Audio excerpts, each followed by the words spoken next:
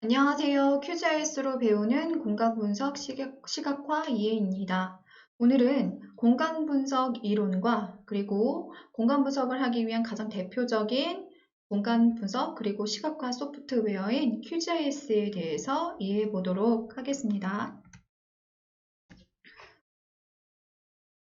먼저 오늘의 구성은요, 크게 이론 파트와 실습 파트로 나눠볼 수 있는데요. 공간분석 이론과 관련된 내용에서는 과연 GIS가 무엇이며, 그리고 GIS 기반의 공간 분석이란 무엇인지, 그리고 공간 이론과 관련된 기초적인 개념들, 그리고 공간 시각화 기법과 다양한 사례들을 한번 알아보도록 하겠습니다. 그리고 또 어떤 공간 데이터를 제공하는 다양한 그런 기관들이 많은데요. 대표적인 기관들에서 공공 데이터를 한번 받아서 시각화해보는 그런 실습 시간도 가져보도록 하겠습니다. 그리고 두 번째는요, QGIS에 대한 전체적인 구성을 한번 알아보고, 그리고 또 주로 이용하는 기능들, 그리고 또 용도 지역 지도, 그리고 영상을 지도에 매핑해보는 그런 실습을 통해서 공간 시각화에 대해서 한번 이해하는 시간을 가져보도록 하겠습니다. 네, 먼저 공간 분석 그리고 시각화와 관련된 대표적인 사례를 한번 알아보겠는데요. 이 영상은 사실 영상인데요. 영상은 월마트라고 하는 그 미국의 대표적인 글로벌 기업이죠. 월마트와 샘스클럽이라는 그런 기업의 성장 과정을 보여주는 동영상입니다. 그런데 이건 어떤 한 기업의 입지를 보여주는 어떤 성장 과정을 보여주는 그런 사례인데 이게 가장 대표적인 어떤 시계열적인 공간 시각화의 사례라고 할 수 있습니다. 어떤 인간 활동, 어떤 도시 안에서 이루어지는 활동의 대부분은 땅 위에서 이루어지죠. 그래서 어떤 땅이라는 건 결국 공간이라는 어떤 속성을 내포한다라는 의미인데요. 이러한 어떤 그런 기업의 성장 과정을 보여줄 때도 공간이라는 속성을 어떤 강조해서 이런 공간 시각화를 통해서 어떻게 매장이 성장했고 입지하고 있는지를 보여줄 수 있습니다.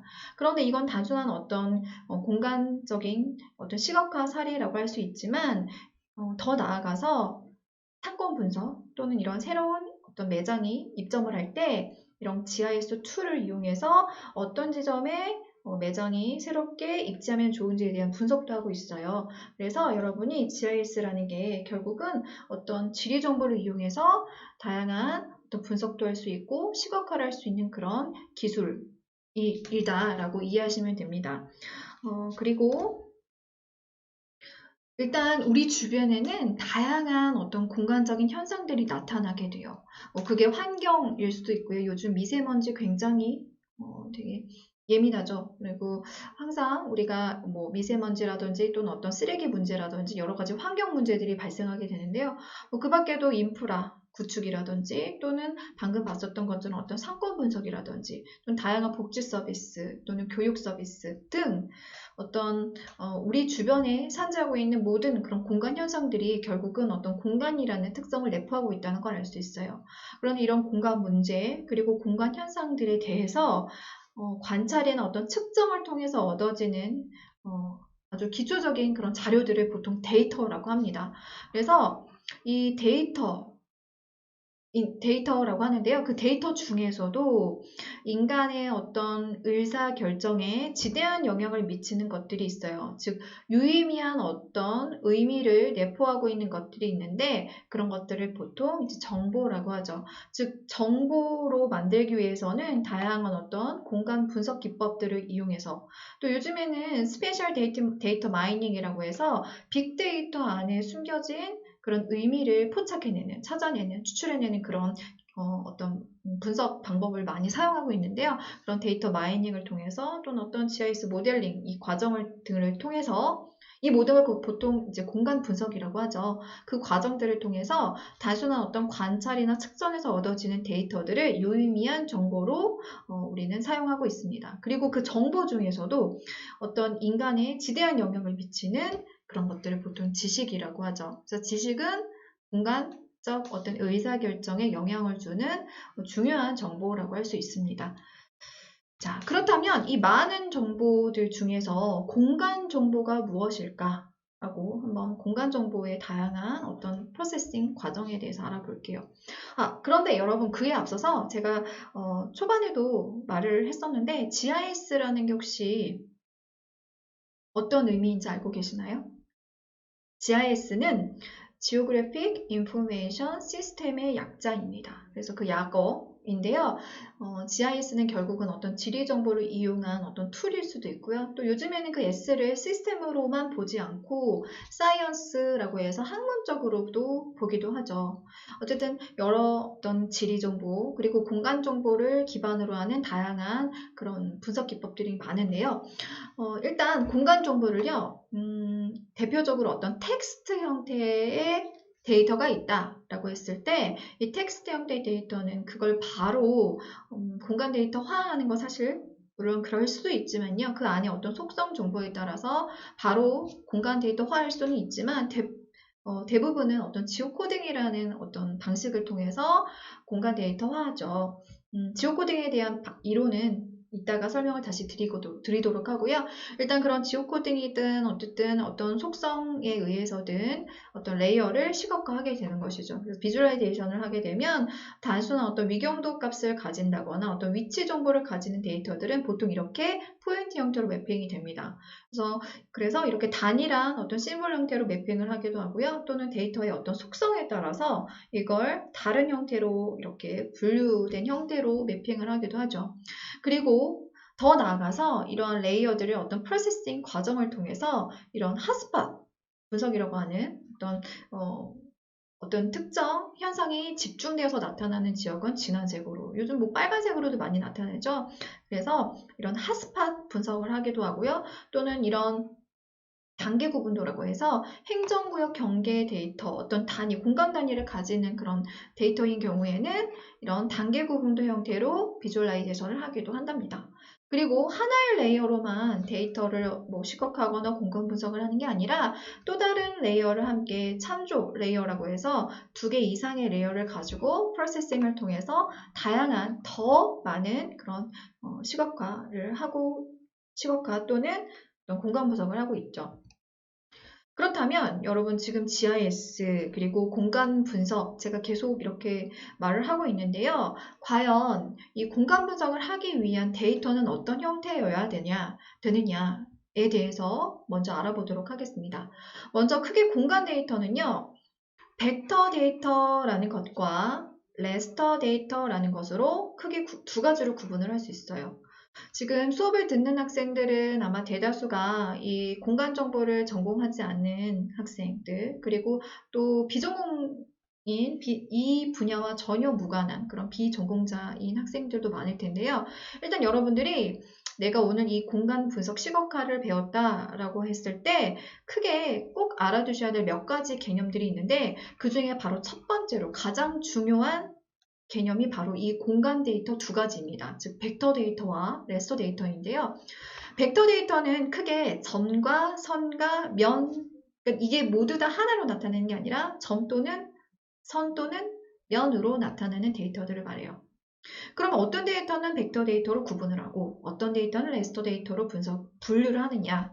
먼저 벡터 데이터는요. 레스터 데이터와 가장 큰 차이점이 불연속적인 그런 객체들을, 현상들을 나타낼 때 벡터로 나타냅니다. 가령 예를 들어서 마트의 위치라든지 또는 소방서의 위치라든지 또는 경찰서의 위치라든지 이런 어떤 불연속적으로 나타나는 현상들이 있죠. 그런 데이터들을 나타낼 때 보통 벡터 데이터 형태로 나타냅니다.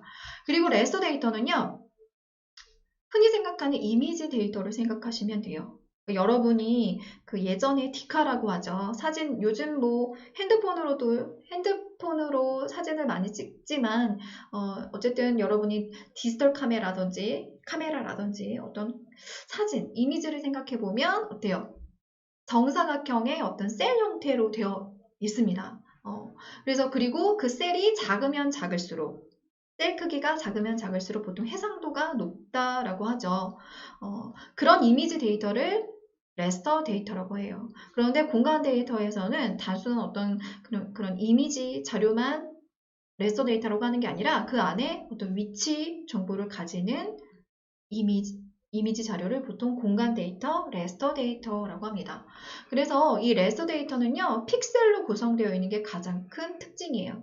픽셀이라고도 하고요, 또는 셀이라고도 하고요, 또는 격자, 그리드, 다양한 형태로 불리는데요. 어쨌든 그 사각형 모양의 셀로 이루어진 이미지 형태의 데이터를 레스터 데이터라고 합니다. 그래서 여러분이 이렇게 크게 두 가지가 있다는 건 반드시 기억해야 될 점이고요. 그리고 QGIS라는 소프트웨어를 여러분이 처음에 접했을 때도 거기에 보면 메뉴가 있어요. 그런데 메뉴에 보면 대부분은 여러분들이 어느 정도 이해할 만한 그런 메뉴들인데 거기에 보면 벡터와 레스터라는 메뉴가 있어요. 그런데 비전공자나 또는 처음으로 그 소프트웨어를 접하시는 분들은 이게 무슨 말이지? 라고 낯설어 하실 거예요. 그런데 그 벡터와 레스터가 가장 대표적인 공간 데이터 모델이기 때문에 이렇게 기능상으로도 두 개를 구분해서 메뉴화해서 소프트웨어에 탑재되어 있습니다.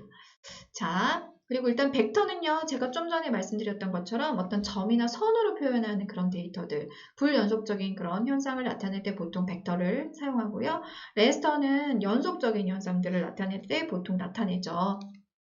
먼저 구체적인 사례를 통해서 알아볼게요. 먼저 점 데이터, 포인트 데이터는요, 위도와 경도가 보통 교차한다. 지금 여기에 있는 이 그림을 보게 되면 위도와 경도가 교차하는 이 지점이 하나의 점이 되겠죠. 그래서 보통 포인트 형태로 어떤 현상을 나타낸다라고 하면요, 위도와 경도 값을 가지고 있습니다.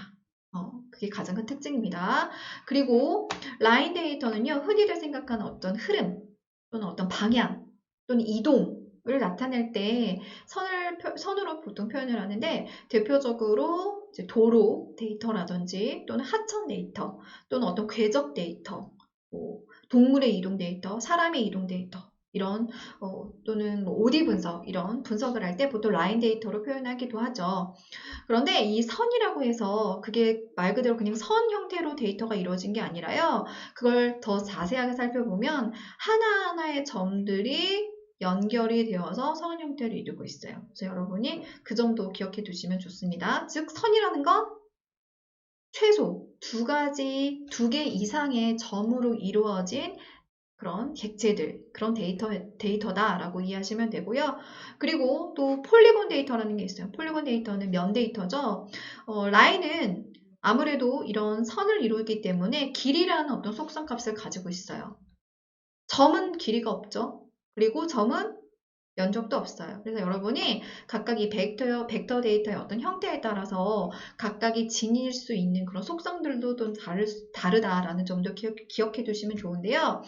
일단 점과 크게 다른 라인은 어떤 길이라는 속성을 가질 수 있다라는 것이고, 그리고 면은요, 또 이런 둘레라든지 또는 어떤 면적이라든지 이런 그런 특징도 가질 수 있습니다. 어쨌든 면이라는 건요, 최소 3개 이상의 점으로 이루어진 데이터겠죠. 최소 3개는 있어야지만 이 3개가 폐합이 되면서 어떤 면 형태의 데이터를 만들 수 있을 텐데요. 선과 면의 가장 큰 차이점은 뭐냐면요. 선은 시작하는 보통 점을 노드라고 하는데요. 시작하는 노드와 끝나는 노드가 만나지 않으면 보통 라인이라고, 선 데이터라고 하고요. 시작되는 점과 마지막 끝나는 점이 서로 만난다, 폐합이 된다 라고 하면 보통 면으로 구분을 하죠.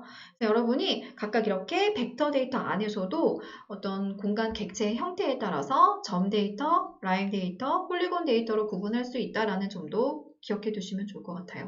그리고 면의 가장 대표적인 예가요, 지적도라든지 또는 오늘 우리가 살펴볼 데이터 중에 용도 지역 데이터가 있어요. 이렇게 토지용 데이터라든지 또는 행정 경계 데이터 있죠. 예를 들어서 서울시의 25개 구라든지 그리고 동이라든지 또는 전국의 시도 데이터 이런 것들이 대표적인 폴리곤 데이터의 예라고 할 수 있고요. 그리고 좀 전에 말했던 라인 데이터의 대표적인 예시인 하천은요.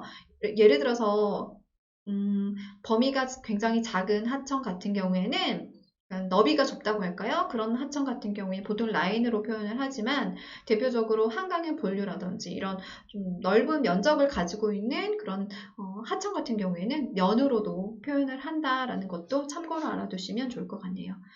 자, 이렇게 제가 좀 전에 말했던 그런 내용들이에요. 포인트 데이터는 위도와 경도의 어떤 XY 값을 가지는 하나하나의 지점 데이터라고 한다면, 라인 데이터는 시작되는 점과 끝나는 점. 그런데 이렇게 시작되는 점과 끝나는 점인데 중간에 이런 버텍스라고 하는 점들이 많을 수도 있어요. 그러면 최소 2개 이상의 점으로 이루어진 데이터를 라인 데이터라고 하구나라고 이해하시면 돼요. 그리고 면 데이터는 최소 3개는 있어야지만 이게 면이 되잖아요. 그런데 어쨌든 이런 데이터들이 면이라고 할 수 있는데, 이 라인과 면의 가장 큰 차이점은 시작되는 점과 끝나는 점이 만나지 않는 데이터들은 보통 라인 데이터로 구분을 하지만, 이렇게 시작되는 점과 끝나는 점이 만난다라고 하면 보통 면 데이터로 분류한다라는 거, 이렇게 구분해서 이해하면 됩니다. 그리고 여러분이 지금은 아무래도 이제 처음 배우는 학생들이기 때문에 직접 데이터를 생성할 일이 그렇게 많지 않겠지만, 나중에 여러분이 이런 공간 분석 또는 어떤 데이터 분석가로서 역할을 할 때는 여러분이 새롭게 이런 공간 데이터를 만들어야 되는 상황도 될 수도 있어요. 가령 예를 들어서 없는 데이터 여러분이 새로 만들 수 있겠죠. 예를 들어서 뭐 학원의 위치 또는 어떤 아파트의 위치를 여러분이 직접 만들 때 그 데이터가 어떤 형태로 만들어지면 좋을지에 대해서 여러분이 고민을 해보는데요. 가령 학원의 위치를 나타낸다라고 하면 어떤 데이터 형태로 나타낼까요? 네, 보통 점 데이터 형태로 보통 나타내겠죠. 물론 그 학원의 어떤 면적이라든지 높이가 중요하다, 이런 아주 디테일한 일종의 대축척 형태의 그런 지도가 필요하다라고 하면 면으로도 나타낼 수 있겠지만, 보통 그 단순한 어떤 위치만 필요하다, 위치가 중요하다라고 하면 보통 포인트 형태로 나타내겠죠. 그래서 여러분이 어떤 공간적인 현상, 공간적인 문제, 어떤 공간 객체를 떠올렸을 때 그걸 어떤 형태로 벡터 데이터화하면 좋을지에 대해서 함께 그렇게 하면 좋을지에 대해서도 함께 고민해 보았으면 좋겠습니다. 그리고 레서 데이터는 픽셀로 이루어진 데이터라고 했죠. 그래서 레서 데이터는요, 이 픽셀의 크기, 즉 셀 크기가 작으면 작을수록 해상도가 굉장히 좋아져요. 여러분들 예전에 뭐 디카라든지 또는 핸드폰 해상도 떠올리시면 되는데, 아무래도 작으면 작을수록 더 디테일한 그런 표현도 할 수 있기 때문에 해상도가 높아지는 그런 장점은 있지만, 그때 또 단점도 있어요. 무조건 해상도가 높다, 그리고 셀의 크기가 작다라고 해서 좋은 건 아니고요. 내가 만약에 그런 데이터로 분석을 한다라고 하면요, 프로세싱 시간이 너무 길어질 수도 있고, 또는 데이터의 어떤 저장 용량도 함께 커지기 때문에 여러분이 어떤 데이터를 분석하는 목적에 따라서 픽셀의 크기도 조절할 필요가 있어요. 자, 어쨌든 레서 데이터는 픽셀로 이루어진 그런 데이터, 이미지 데이터다라고 이해하시면 됩니다. 그리고 이제 여러분이 이제 기본적인 어떤 공간 데이터의 종류에 대해서 알아보고, 또 어떤 식으로 어떤 공간 데이터화하고 있구나 데이터를 이렇게 이해해봤는데요. 대표적으로 GIS를 활용하는 그런 목적에 대해서 한번 알아볼게요. GIS는요, 요즘 제가 아까 말씀드렸던 것처럼 학문으로 바라보기도 할 정도로 다양한 그런 분야에서 활용하고 있는데요. 일단 GIS를 단순한 어떤 툴로만 보진 않아요. 단순한 어떤 하나의 툴, 공간 분석만 한다고 보지 않고요. 요즘에는 이런 기본적인 데이터베이스, 즉 데이터를 어떤 관리하고 유지하는 그런 측면에서도 GIS를 많이 활용하고 있고, 그리고 대표적인 어떤 DB와 관련된 DBMS라고 하는 DB와 관련된 오픈소스 중에 하나인 PostGIS, PostgreSQL이라고 하는 것도 있고요. MySQL도 있죠. 어쨌든 그런 데이터를 유지하고 또는 어떤 관리하는 측면에서도 GIS를 활용하고 있고, 또 더 나아가서 이런 데이터들을 가지고 비주얼라이제이션하는, 시각화하는, 즉 매핑하는 그런 차원에서도 GIS를 많이 활용하고 있죠. 그리고 또 더 나아가서 단순한 어떤 시각화에서 더 나아가 공간 분석을 하는 그런 분야, 그리고 더 나아가서 공간 통계라고 하는 그런 그런 분야에서도 많이 활용하고 있죠. 그래서 어떤 하나의 이런 예를 들어서 단순한 어떤 매핑, 비주얼라이제이션 그리고 어떤 공간 분석 또는 GIS를 활용한다라고 하지 않고요. 이런 전 분야, 데이터를 전 처리하고 유지 관리하고 시각화하고 마지막 통계까지 이 전 분야를 보통 GIS를 활용한다라고 하고요. 또 결국은 이 모든 걸 하는 이유는 마지막으로 공간적인 의사결정에 지원하기 위한 그런 노력이겠죠. 그래서 여러분이 이런 모든 단계에 대한 이해가 필요하겠습니다. 그리고 또 이 각각의 어떤 벡터 데이터 그리고 레스터 데이터 분석에 따라서 활용할 수 있는 그런 기능들, 기법들이 좀 다른데요. 일단 점선면 형태의 점선면이죠. 점선면 형태의 벡터 데이터는요. 뭐 가령 예를 들어서 버퍼 분석이라든지 버퍼 분석은요. 예를 들어서 어떤 한 지점의 영향권을 분석하는 분석이에요. 예를 들어서 지하철역의 반경 500m에 있는 영향권, 범위는 어디인지에 대해서 한번 여러분이 알아본다, 공간 분석을 해본다 라고 했을 때 보통 버퍼 분석을 이용하는데 뭐 그 이외에도 뭐 인터섹트라고 하는 어떤 교차 분석이라든지 또는 다양한 분석들이 많아요. 그래서 그런 공간 분석을 할 수 있고요. 그리고 레서 데이터는 가장 대표적으로 중첩 분석에 굉장히 유리해요. 왜냐면 아까 제가 셀로 이루어진 그런 이미지 형태의 데이터라고 했잖아요. 그래서 공간 범위가 같고 그리고 셀 크기만 같다라고 하면 어떠한 데이터든지 다 이걸 중첩해서 여러 개의 레이어로 쌓아서 중첩하기가 용이해요. 그래서 이제 그런 경우에 보통 레서 데이터로 분석을 하기도 하죠. 여러분이 각각 이렇게 벡터 데이터와 레서 데이터에 따라서 다양한 형태로 분석을 할 수 있다는 것도 이해하시면 됩니다. 그리고 또 이제 또 공간 분석의 가장 대표적인 어떤 목적이랄까요? 어떤 결과 형태가 바로 공간 밀도를 분석하기 위함이죠. 그 밀도라는 건요, 어떤 특정 현상이 어디에 집중되어서 분포하는지 또는 분산되어서 분포하는지와 관련된 그런 분석 기법, 방법론이라고 이해하시면 되는데요. 뭐 가장 대표적으로 어떤 프리퀀시라고 하는 어떤 빈도수를 공간상에 나타내는 그런 형태라고 할 수 있어요. 예를 들어서 뭐 어떤 유동인구, 인구의 밀도 또는 어떤 상주인구라고 하는 어떤 거주인구의 밀도를 나타낼 때 또는 뭐 요즘 뭐 따릉이도 있는데요. 어떤 자전거 대요소의 어떤 분포도를 단순한 어떤 점 형태로 나타내는 것뿐만 아니라 특정 어느 지역에 그 현상이 많이 그 빈도수가 높게 집중되어서 나타내는지를 아까 봤었던 핫스팟 분석이라든지 이런 분석들을 할 수 있어요. 그런 밀도 분석, 이런 분석을 할 때 보통 이제 공간 분석을 이용하죠.